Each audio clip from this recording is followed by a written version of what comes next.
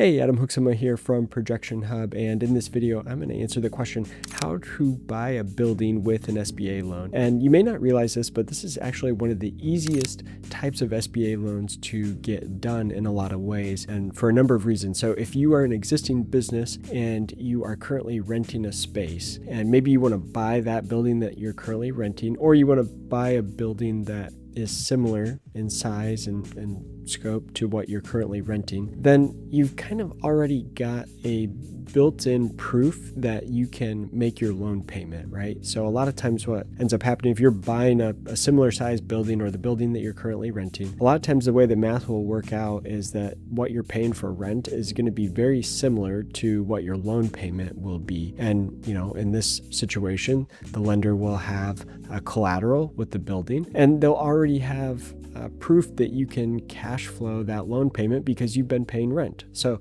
as long as you've been paying rent and you're profitable and cash flowing already, renting a space is a pretty easy case to make to say, hey, we should go ahead and buy this building from a lender perspective, right? So I want to show you an example here of a laundromat here that was renting a space, and we want to see what the numbers would look like to say, hey, what if we bought this building instead? So this client here, they had around $400,000 in revenue. You can see their expenses here. So, they showed a net loss on the tax return, but then there's a lot of add backs. So there's some personal vehicles, maybe a mortgage payment for I think they're actually paying their personal mortgage through the business maybe. But then there was also this big depreciation expense, right?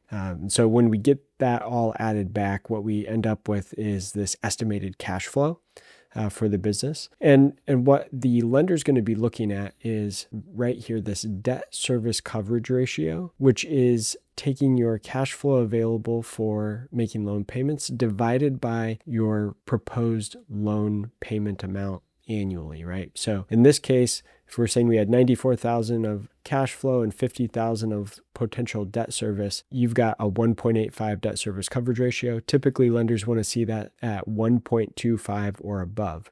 Now, this is before I've taken out the rent expense. So if we said, hey, look, we're paying currently $47,000, $48,000 in rent for this laundromat, and what if we just bought it? Well, the rent would go away, right? So when we remove the rent, what does that do? Well, that improves our estimated cash flow. It improves our debt service coverage ratio. And so in this scenario, the proposed loan payment was $50,940, which is pretty close to what the rent was. In this case, the purchase price of the laundromat building was $550,000, and we were assuming an 8% interest rate in a 300-month term. So if you're buying a building with a SBA 7A loan, you're going to be on a 25-year term, which is 300 months. And so, actually what we would be able to do, even though the rent expense was right around this $50,000 level. And so that's a really easy case to make because the lender says, hey, you're already paying basically this much in rent. Now you own the building. That's better for the business. It's better for, to control your real estate. A lot of good reasons there. But we could actually look at in this scenario and say, hey, what if we actually bought a different building? Maybe we think we found a different building across town. And maybe this isn't a good idea for a laundromat, but think of a different business where maybe the location isn't quite as important. And you just said, hey, there's actually a better building.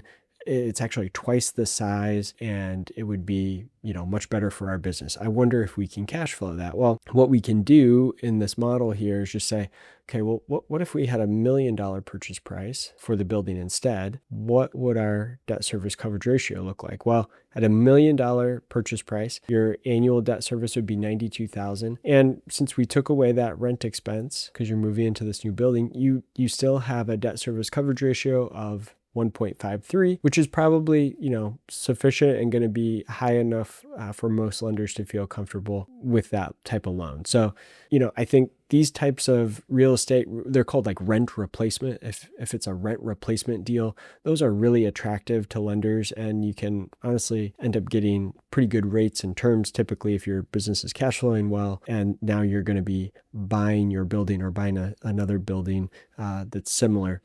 you're going to probably be able to get some pretty competitive offers. So, really it is all it depends on your cash flow though. It depends on how much rent you're paying. It depends on the purchase price. And so you need to go through kind of an exercise like this that I'm showing you here to kind of see, hey, what could we actually afford and what would a lender be willing to do? And then, which lenders like doing these types of deals and who's going to give me the best rate. So we're happy to help you think through that. We offer a free SBA review. I'm going to put a link in the description of the video below so you can fill that free SBA review form out. Just tell me a little bit about what you're looking to do, and I can kind of go through a quick analysis for you and give you some idea of, hey, here's what I think you might be able to qualify for from an SBA lender perspective for buying a building. So I would love to be able to help you with that. If you have any questions, don't hesitate to reach out. Support@ProjectionHub.com. Thanks.